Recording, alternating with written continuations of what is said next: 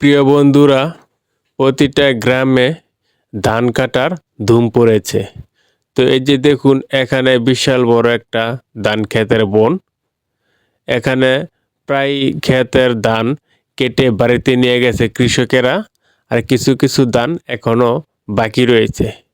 তো এই যে আপনারা দেখছেন, এক বৃদ্ধ কৃষক ধানগুলো বেঁধে বাড়িতে নেওয়ার জন্য প্রস্তুত হচ্ছে। আর কিছু কিছু ক্ষেত পেকে আছে, এখনো কাটেনি। তো এরকমভাবে ধানগুলো বিছিয়ে কেটে রাখছে, এগুলো আস্তে আস্তে বাড়িতে নিয়ে যাবে। তো বিশাল বড় একটা বন, ধানগুলো আগে কেটে নিয়েছে। তার এই যে দেখুন, মানে অনেক বড় একটা বন, পুরা বনটার মধ্যেই ধান চাষ করা হয়েছে। তো দেখুন কি মনোযোগ দিয়ে এই ধানগুলো একসাথে করছে, এগুলো তিনি বাড়িতে নিয়ে যাবেন। ভালো আছেন? কি ধান চাষ করছেন এখানে? 49। এই চালটা কেমন হয়? দেখুন, মানে 28 চিকুন হইব। 28টা একটু ছোট থাকে না? ফসল কয়বার করতে পারেন এখানে? এটা করলে 3বার করণ যায়। 3বার? বর্ষার সময় পানি ওঠে না? না, এই শুধু ধানই চাষ করেন নাকি ধানের পাশাপাশি আর অন্য কিছু? মানে মনে করেন এবারে প্রজেক্ট করণ দেখতো না, করতো না। প্রজেক্ট না করলে মনে করেন যে শস্য ফলাইবে। শস্য? এই ধান ওঠার পরে শস্য ফলাইবে? হ্যাঁ হ্যাঁ, শস্য ফলাই মনে করেন আবার ইচ্ছা করলে এরা আবুস একটা ধান আছে, ওইটা চাষ করতে পারে। এটা করতে পারবেন। এটা কইরা পরে আবার অর্গানিক করতে পারবেন। আর যদি মনে করেন না কর্ম, তাহলে আবার স্ক্রিম চালাইলে ইয়ে করতে পারবেন।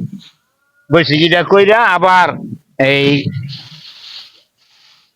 আবশ্যক করতে পারবেন, আবুস করে আবার অর্গানিক করতে পারবেন। 3বার করণ যায় কাটলে। কেউ বা আবার ধান কাটতে চলে যাচ্ছে বহু দূরে। আসলে কিছু কিছু ক্ষেত অনেক দূরে অবস্থিত, আবার কিছু কিছু ক্ষেত বাড়ির পাশে অবস্থিত। তো দেখুন, এখানে দুইজন কৃষক, তারা ধান আলাদা করতেছে। তো এগুলো ধান যখন বাড়ি দিয়ে ধানগুলো ফেলে দিবে, তখন এই ধানগুলো একসাথে করে একটা বস্তায় ভরে সোজা বাড়িতে চলে যাবে। তো এভাবেই গ্রামের কৃষকেরা সকাল থেকে সন্ধ্যা পর্যন্ত হাড় ভাঙা পরিশ্রম করে এই ধানগুলো খুব যত্ন সহকারে ধানগুলো নিচ্ছে। তো এই ধানের যেই খেরগুলো আছে, এগুলো চাইলে তারা বিক্রি করতে পারে। তো ধান আলাদা করা শেষ।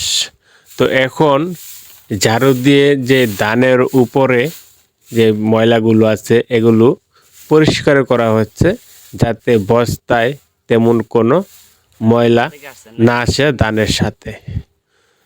তো খুবই কড়া রোদ, এত কড়া রোদ উপেক্ষা করে এই কৃষকেরা এভাবেই দিনের পর দিন সারা জীবন।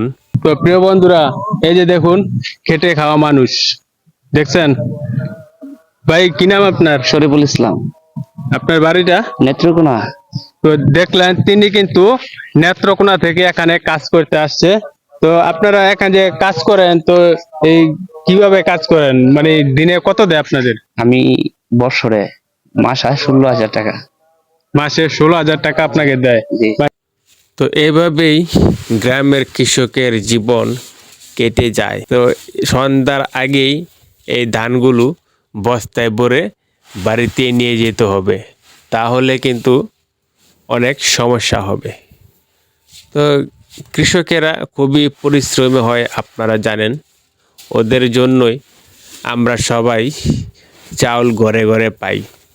যদি ওরা এরকম পরিশ্রম না করতো, ফসল চাষ না করতো, তাহলে কিন্তু আমাদের এই চাউল পাওয়া খুবই কষ্টসাধ্য হয়ে যেত। বন্ধুরা, ভিডিওটা শেষ করার আগে আপনাদের একটা অনুরোধ, যে আমার চ্যানেলটা সাবস্ক্রাইব করে আপনারা সঙ্গে থাকবেন। তো আল্লাহ যেন আপনাদের সুস্থতা দান করে, সেই কামনায় বিদায় নিচ্ছি। আল্লাহ হাফেজ।